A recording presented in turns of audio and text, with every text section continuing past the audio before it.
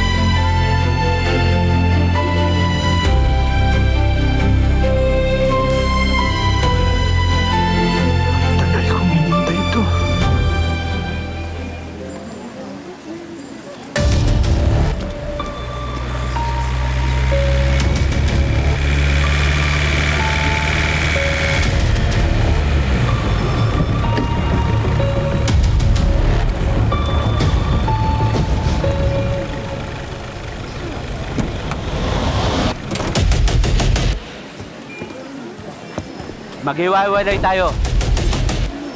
Tawag niyo agad sa akin pag nakita niyo si Mateo. Sige na.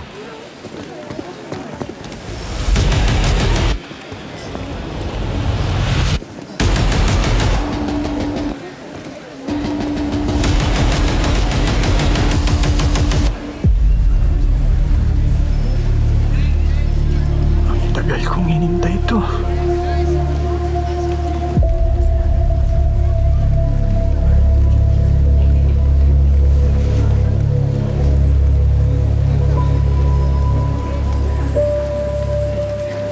Salamat sa Diyos, buhay ka.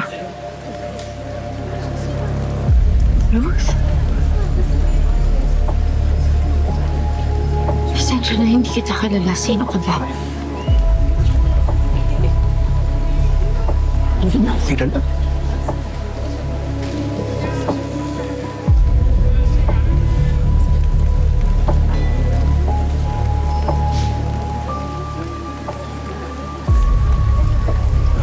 Brad, pwede magtanong. Ano yan? Nakikilala mo ba to? Hindi. Tignan mo. Hindi. Brad, ah. Hindi talaga.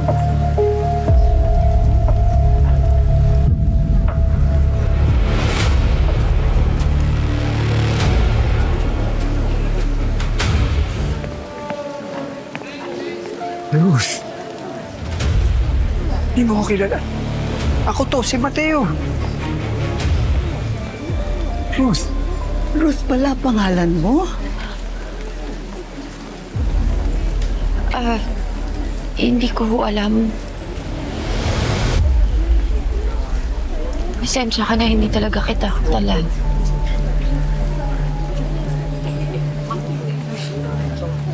Dali lang, Ruth.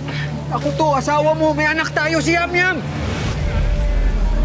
Sandali lang. Hindi ka kita kilala. Hindi ko naaalala na asawa kita. Wala ko naaalala.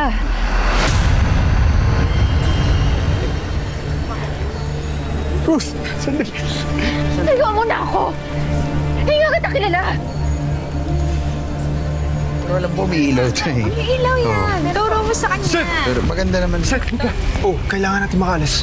Hanggang sana yung susundo sa atin. Sandali, tatawagan ko. Papanik masyado to. Ano nangyari? Alis na tayo, tara. Ba't ka ba nagmamadali? May mga tao si Gaspar dito. Pakalat-kalat, hinahanap si Cho. Uy, si Cho, Asan si Cho? Andiyan sa may gilid kanina eh. Diyos, kuya. Teka lang. Ano? Sandali, nagre-ring. Teka lang. Sandali lang, ha? Sandali lang. Bakit mo na maalala yung asawa ko? May amnesia siya, kaya hindi kanya maalala. Ruth? Ayan, kuya, finally. Andiyan ka na? Sige po, papunta na kami. Kunin mo na si Mateo. Andiyan, isundo natin. Dali. Oo, dali. Nakikita mo, hindi ka maalala. Natatakot siya, oh. Teka, sino ka ba? Ako ang nagbabantay at nag-aalaga sa kanya ngayon. Siya? Sandali ho. Ako dapat mag-alaga sa asawa ko. Asawa ko yan eh. Karapatan ko yun. Nak, pakiusap. Hindi kita kilala eh. Kaya hindi ko alam kung totoo yung sinasabi mo. Wala akong pakialam sa nararamdaman mo ngayon. Ang mahalaga sa akin ang kalagayan at nararamdaman ng alaga ko. Mahalaga rin sa akin ang kalagayan at pakiramdam ng asawa ko. Eh kung mahalaga pala sa'yo yung kalagayan at pakiramdam ng asawa mo, layuan mo siya. Hindi! Layuan mo siya! Hindi! Ikita mo, oh. Natatakot siya, hindi ka ba naaawa sa kanya, ha? Kasi pagpipilitin mo yung sarili mong lumapit sa kanya, ha? Baka mapahamak pa siya eh, dahil patuloy mong inilalapit yung sarili mo sa kanya eh. Ruth? Usap tayo. Ruth! Si Mateo! Ruth! Sandali, mag-usap tayo! Si Mateo to, asawa mo! Ruth! Kailangan na natin umalis, delikado. Nandito daw yung mga tao ni Gaspar. Wala akong pakialam si Ruth. Hindi pwedeng ganyan. Halika na. Kailangan natin umalis. Baka madamay si Ruth. Please! Halika na.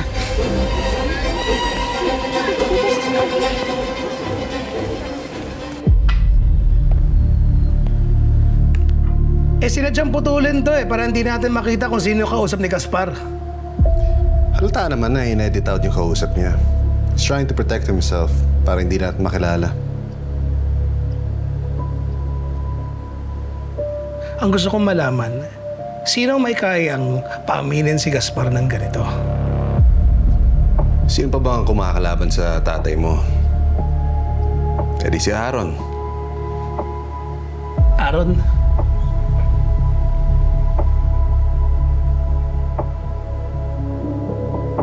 Well, kung si Aaron nga ang may gawa na to, hindi siya nag-iisa, may tumulong sa kanya. Galit na ako ng Aaron na to, ah. What's so funny? Wala lang. Naalala ko lang kung gaano kakabilib na bilib sa kanya. At kung paano kanya pinaikot. Ito ba yung gabing nilampaso niya yung mukha mo dun sa warehouse? Oo, naalala ko na.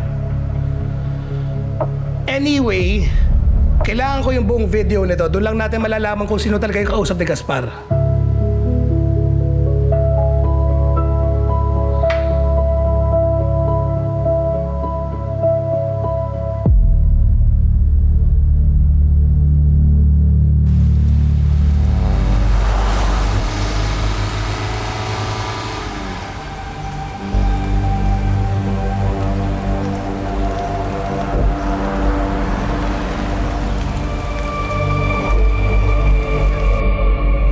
Balik ako. Dito muna kayo.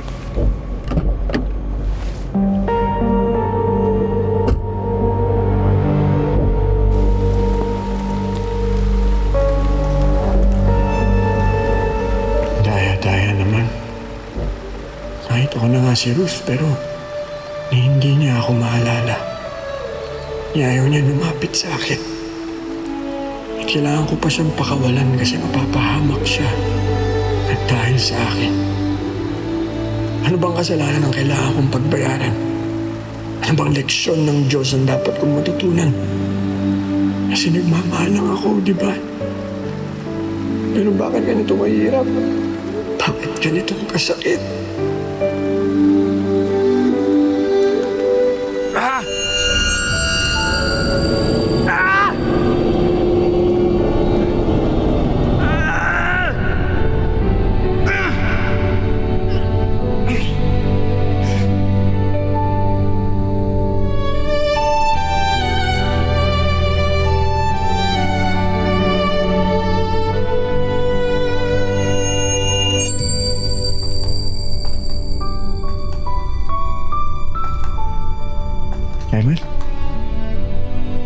Kamusta ka, Mateo?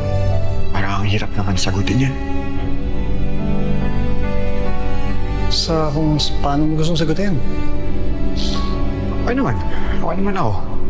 Nakita kong ligtas si Ruth, buhay siya. Yun naman yung pinagdasal ko, di ba? Pero sabi na nga ba may pera ko na naman eh. Eh man kasi ang hirap isipin eh. Ganon.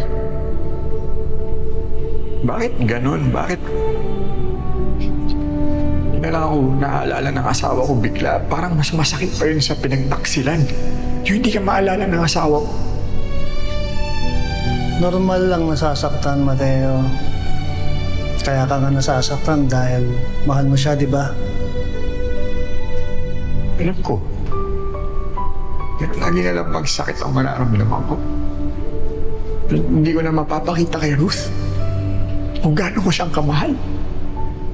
Mateo, ang tunay na pagmamahal ay hindi nasusukat sa kung gaano kayo kadalas kasama o kung gaano kanya kadalas maalala. Oh? Paano? Tandaan mo, Mateo, ang tunay na pagmamahal ay mapagpasensya at mabuti. Okay. Pero... Hindi rin ito pinipilit. Sige, tuloy mo. Alam ko, hindi ka pa tapos. Hindi ito nagtatanim ng galit o sama ng loob. Ayaw nito ng kasamaan. Ang gusto nito ay katotohanan. Man, di ba sabi mo sa akin, hindi ako masamang tao at totoo yung pag-ibig ko kay Ruth? Tama yan. Kaya nga ang pagmamahal ay kayang tiisin ng lahat. Patuloy na nagtitiwala, laging umaasa at nananatiling matatag sa kabila ng lahat. Ang pag-ibig ay kailanman hindi magwawakas. Tama, Mateo? Kung ganyan talaga ang pagmamahal mo kay Ruth, wala kang dapat ipag-alala. Salamat, Ayman. Alam kong nagmamahalan kayo ni Ruth. Habang buhay, walang katapusan hanggang sa kabilang buhay. Bakit mo alam yun? Ganun talaga. Ako si Eman. Ayman. Hindi ko alam kung ano mangyayari sa buhay ko kung hindi kita nakilala. Makikilala mo naman ako sa iba't ibang tao na makikita mo. Kanino? Kay Batang Eman o kay Tatay sa Langit? Basta, makikita mo ako. Dadating ako tuwing kailangan mo ako. Magsabi ka lang. Ano ibig mong sabihin, Eman?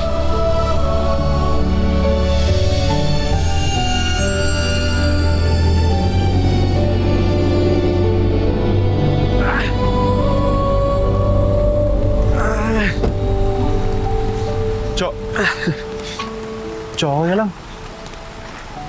Masakit ulo mo?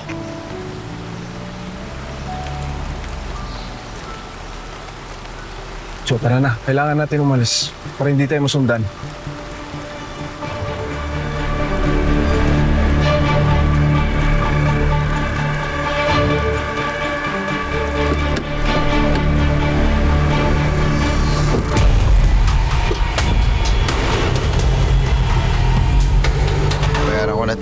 Lahat ng nandito sa amin, sagot ko na.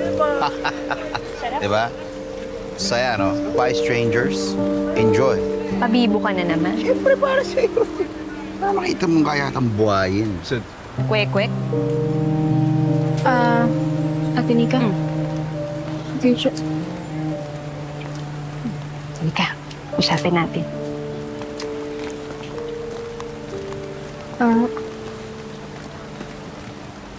Mateo.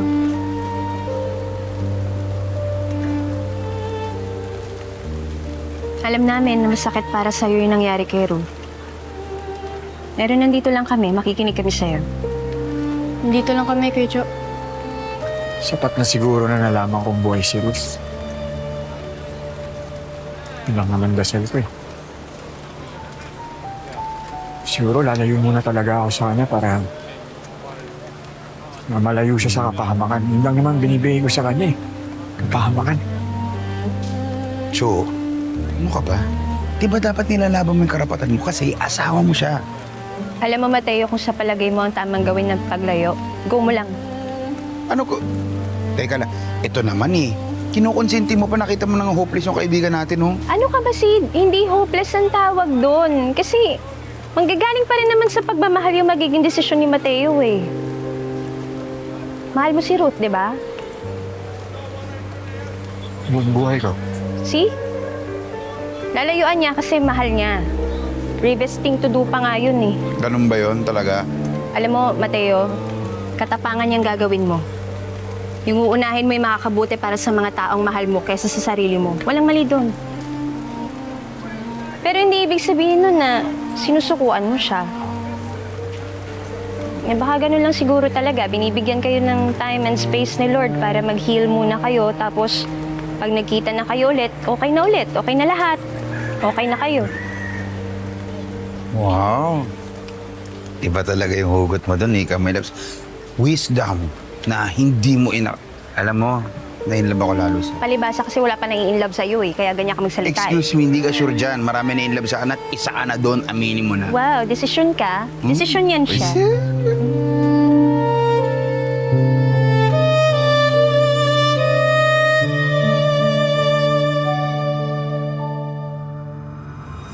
Boss, baka matundo na rin tayo dito.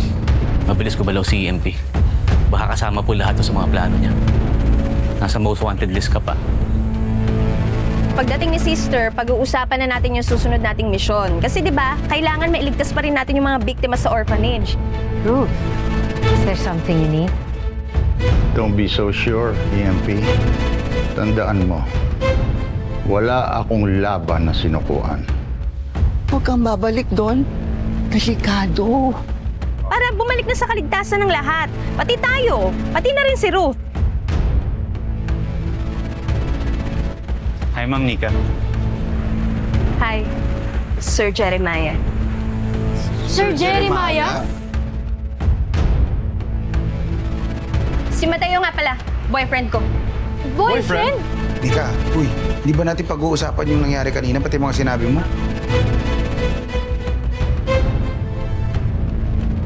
Yung USB lang naman yung nakuha ni Gaspar. Meron pang isang bagay na mas importante na wala sa kanila.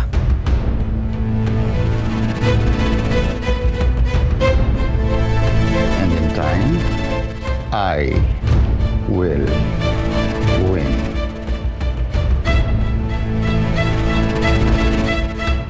Anong susunod nating plano?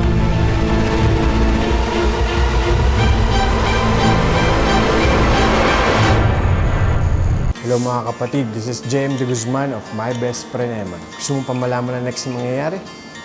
Click mo na rito and subscribe to TV5 YouTube channel.